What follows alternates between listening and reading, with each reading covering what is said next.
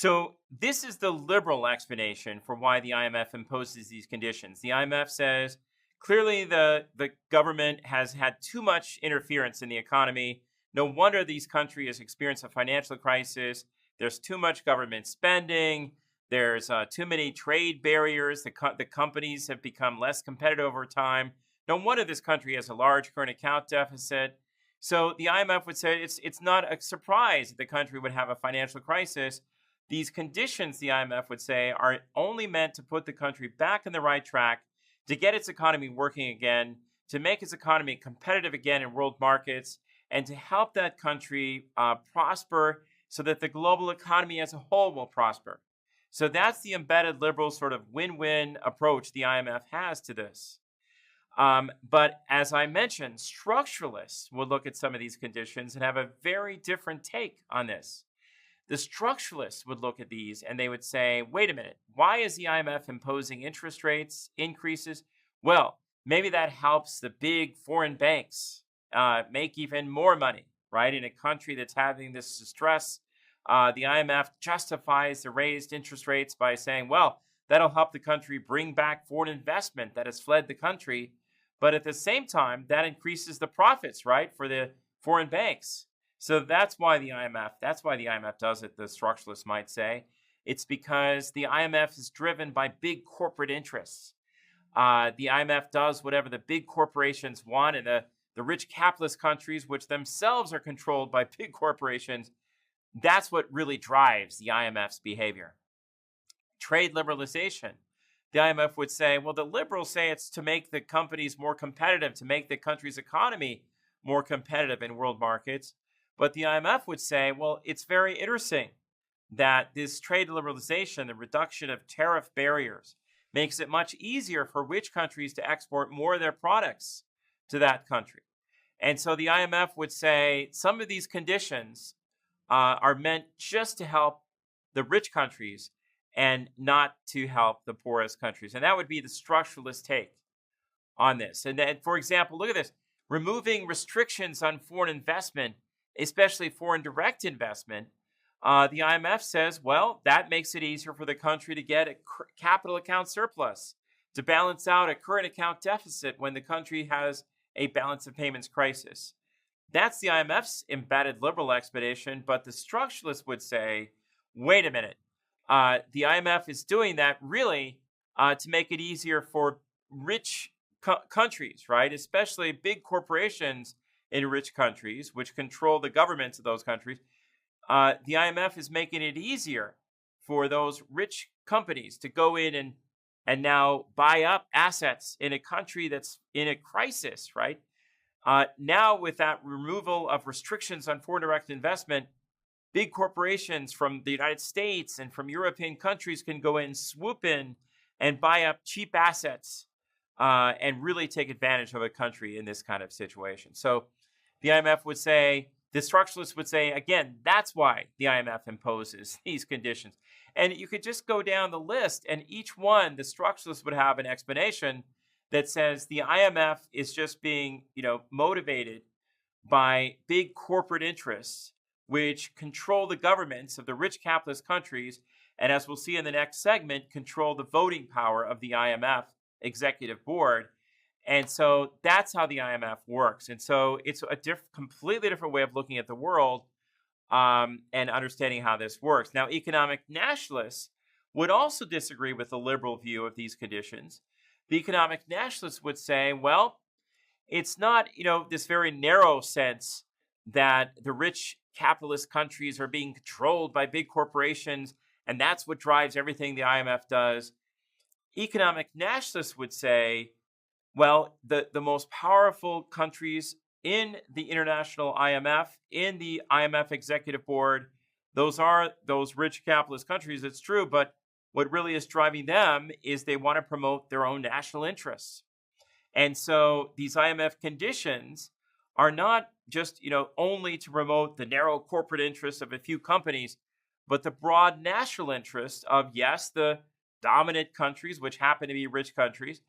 They're trying to promote their overall national interest, even if that is harmful to a country that has to meet these conditions. So, for example, Economic nationalists would say, why does the IMF always demand that the country remove trade barriers, have trade liberalization policies imposed? Well, the IMF is doing that because that promotes the national interests of the United States and European countries that can now export more of their products.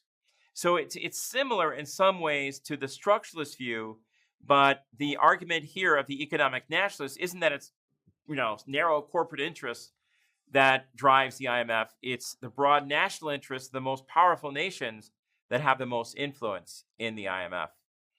So why does all of this matter to you as an international manager? Here's why it matters. If you know what the IMF conditions are going to be before they are imposed, if you can see a country in a financial crisis and say, as the IMF goes in to help the country, oh my gosh, those conditions that the IMF always imposes, it seems to impose them in a very standardized, cookie cutter way. Always the same kinds of conditions in almost every instance. You can use that to your advantage. You can say, that means that I can now predict what's likely to happen. If the IMF goes in to help Greece, we know that the economic policies that the Greek government is going to be required to implement as part of the IMF conditions, they probably will be drastic cuts in spending. They probably will require increased interest rates. There will be restrictions on removal, foreign direct investment and labor laws, liberalizing the labor laws, all of these policies, and that could have a significant impact on the business environment. Think of the impact. Increased interest rates often results in an economic slowdown.